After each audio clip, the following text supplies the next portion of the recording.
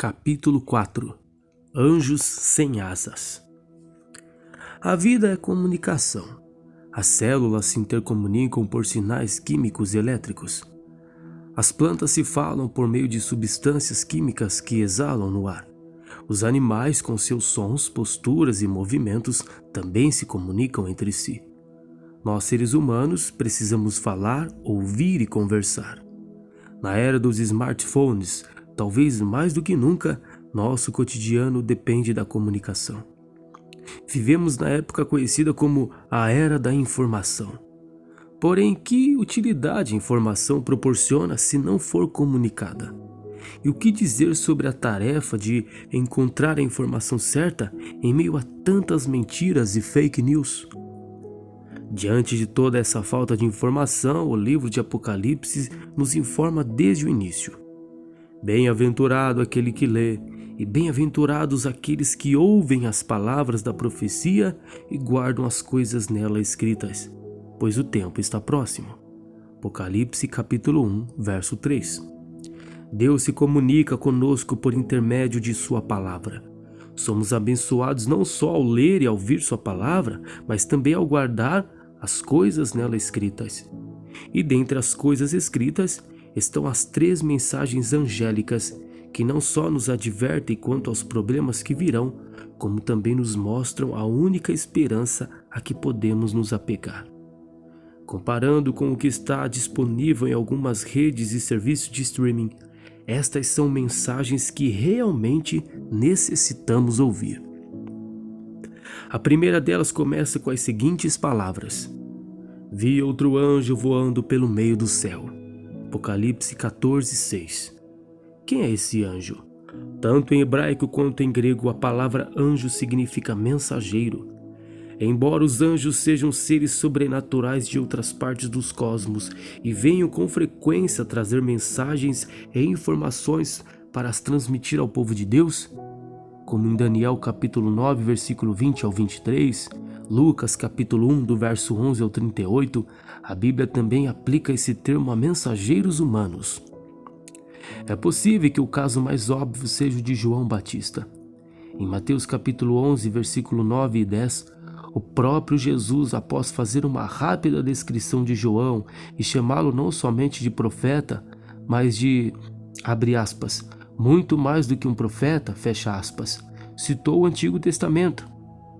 Malaquias capítulo 3, verso 1, dizendo, abre aspas, eis que eu envio o meu mensageiro, que preparará o caminho diante de mim, fecha aspas. Jesus aplica esse texto a João, embora a palavra hebraica para, abre aspas, mensageiro, fecha aspas, aqui seja a mesma usada em todo o Antigo Testamento para, abre aspas, anjo, fecha aspas, quando fazendo referência a esses seres sobrenaturais que na maioria das suas aparições trazem mensagens do céu para a terra. Em outras palavras, tanto os seres humanos como anjos são mensageiros de Deus. No caso do primeiro anjo, dada a natureza simbólica do livro do Apocalipse e o contexto que se segue de pregação ao mundo, o, abre aspas, anjo, fecha aspas, é uma referência clara a mensageiros humanos, mas que possuem uma mensagem do céu. Ao longo de toda a Bíblia, podemos ver Deus usando pessoas para testemunhar ao mundo a seu respeito.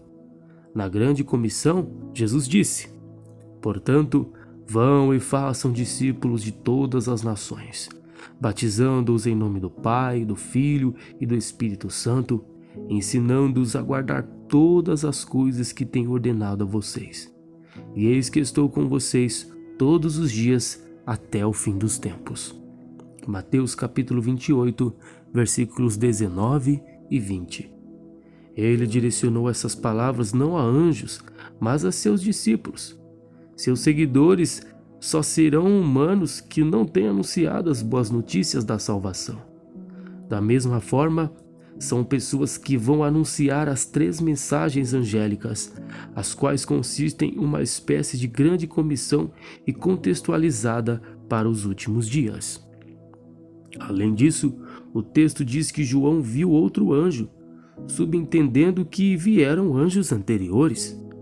O livro de Apocalipse abrange a história da igreja desde a primeira vinda de Jesus até a segunda. Ao longo desse tempo, por mais que muitos mensageiros angélicos tenham feito aparições na história cristã, como em Atos capítulo 12, verso 7, a disseminação do evangelho ao redor do mundo tem se realizado quase que exclusivamente por agentes e mensageiros humanos. O que então esses anjos mensageiros humanos com uma mensagem do céu têm a dizer que é tão importante e que pode nos dar esperança apesar de vivermos neste mundo cada vez mais catastrófico? Boas notícias! Apocalipse capítulo 14, verso 6 diz: Vi outro anjo voando pelo meio do céu, tendo um evangelho eterno para pregar aos que habitam na terra e a cada nação, tribo, língua e povo. Sabemos que evangelho é boa notícia, mas o que especificamente a Bíblia quer dizer com esse termo? Um grande exemplo pode ser encontrado em Mateus capítulo 11, verso 5. João Batista, o profeta que ajudou a anunciar a vinda de Jesus, havia sido encarcerado e, ao que tudo indica, não sairia de lá vivo. Mateus capítulo 14, verso 10. Desanimado no cárcere, começou a se questionar sobre Jesus, a ter dúvidas a seu respeito. Quando perguntou ao mestre se ele realmente era aquele que estava para vir, Mateus 11:3, isto é, o Messias, Cristo deu a seguinte resposta: Voltem e anunciem a João o que estão ouvindo e vendo. Os cegos veem, os coxos andam, os leprosos são purificados, os surdos ouvem, os mortos são ressuscitados e aos pobres está sendo pregado o Evangelho. Versículos 4 e 5. Jesus destaca que o Evangelho estava sendo pregado aos pobres. A Bíblia, na Nova Versão Internacional, diz: As boas novas são pregadas aos pobres. A notícia boa e cheia de esperança é sobre Jesus Cristo e sua vinda à Terra.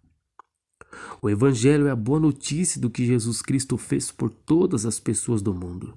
Mas o que ele fez? Se houve um tempo em que todos necessitam de uma boa notícia, esse tempo é agora, não é verdade? Então, qual é a boa notícia do Evangelho? O Evangelho eterno da primeira mensagem angélica?